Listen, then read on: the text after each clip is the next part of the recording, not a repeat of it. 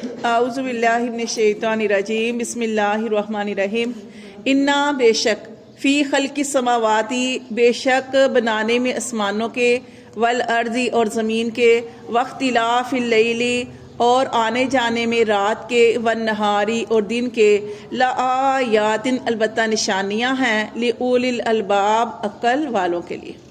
تو دیکھیں یہ جو آیت ہے نا سورۃ آل عمران تقریباً اس کے اب یہ 10-11 آیات رہ گئی ہیں، تو اس کی بہت زیادہ فضیلت ہے۔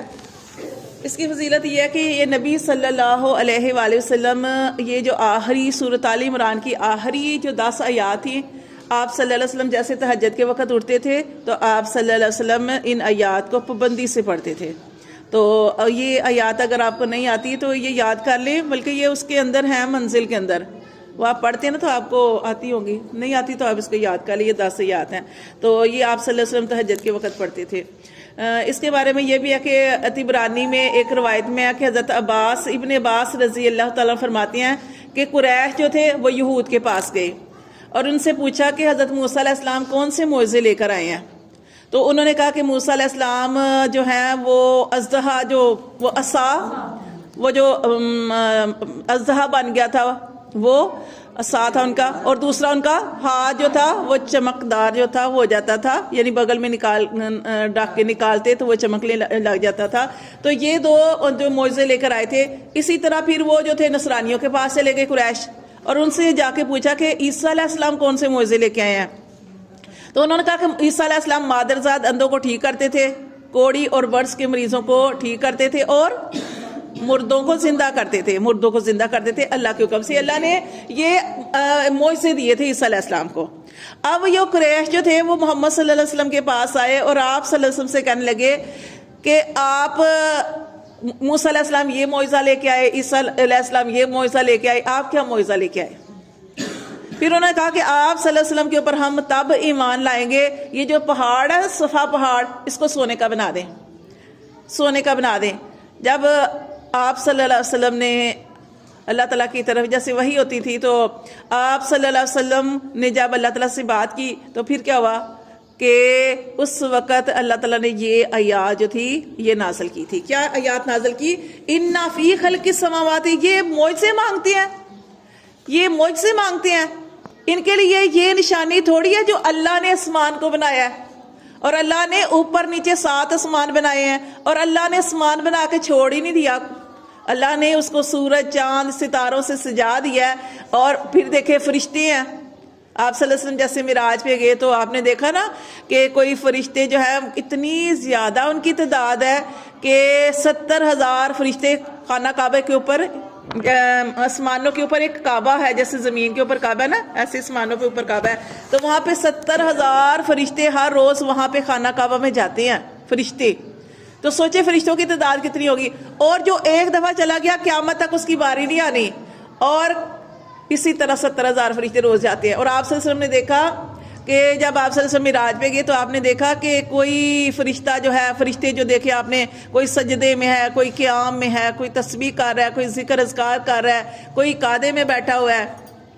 یہ جو ہمیں نماز ملی نا، ہم نماز آپ صلی اللہ علیہ وسلم نے جو ہمارے اوپر اللہ کی طرف سے فرض ہوئی ہے، تو آپ صلی اللہ علیہ وسلم نے یہ سارا وہاں سے دیکھا تھا کہ نماز کی ترتیب کیسے بنائیں، تو آپ صلی اللہ علیہ وسلم نے وہ ساری فرشتوں کی عبادت کو جمع کر کے نا تو اس طریقے سے یہ نماز بن گئی تھی۔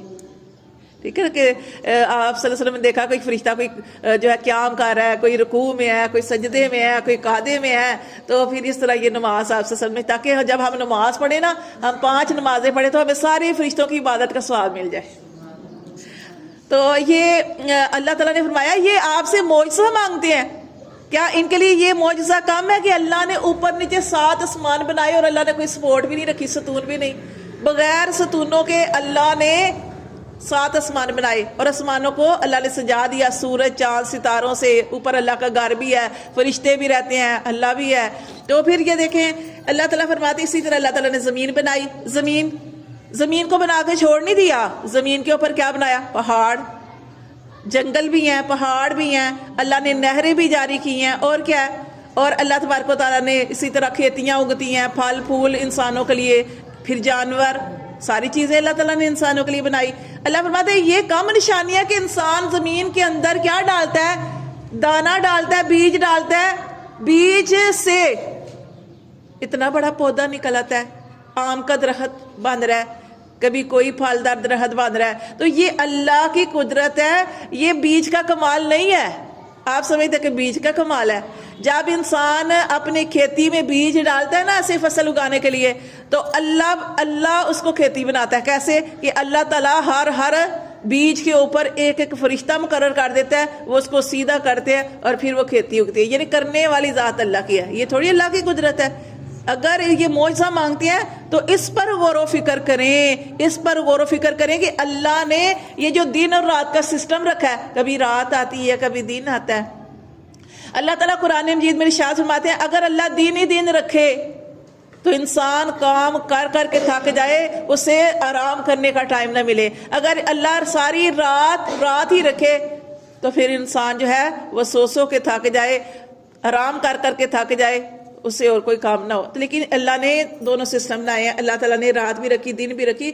تو اللہ تعالیٰ فرماتے دن بھی رکھا تاکہ اللہ تعالیٰ فرماتے ہیں کہ اس پر غور و فکر کرو، اس پر غور و فکر کرو کہ یہ اللہ کی قدرت کی بہت بڑی نشانیاں ہیں. اور روایت میں آتا ہے نا کہ جس نے غور و فکر کیا، جس نے غور و فکر کیا تو قیامت والے غور و فکر کرتے ہوئے اس کی آنکھ سے آنسو نکلا، تو قیامت والے دن جب آگ اس انسان کے پاس آ رہی ہوگی تو آگ اتنا بڑا شعلہ اس کے پاس ہوگا اور وہ جہنم میں جانے ہی والا ہوگا کہ اچانک جو ہے اس نے جو دنیا میں غور و فکر کیا ہوگا وہ تھوڑا سا کتنا سا پانی گرتا ہے نا آنکھ سے، تو وہ آ جائے گا اور جہنم کی بڑی سی بڑی آگ جو ہے وہ بجھ جائے گی. تو اس لیے یہ اس کے بارے میں آتا ہے کہ جب بھی آپ یہ آیات پڑھیں تو اللہ کی قدرتوں پر غور و فکر ضرور کریں. حدیث میں آتا ہے کہ اللہ کو 2 قطرے بڑے محبوب ہیں. 2 قطرے کون سے؟ ایک وہ جو انسان کا غور و فکر کرتے ہوئے آنکھ سے نکلا، اور دوسرا جو اللہ کی راہ میں بہایا جائے. سمجھ آئی؟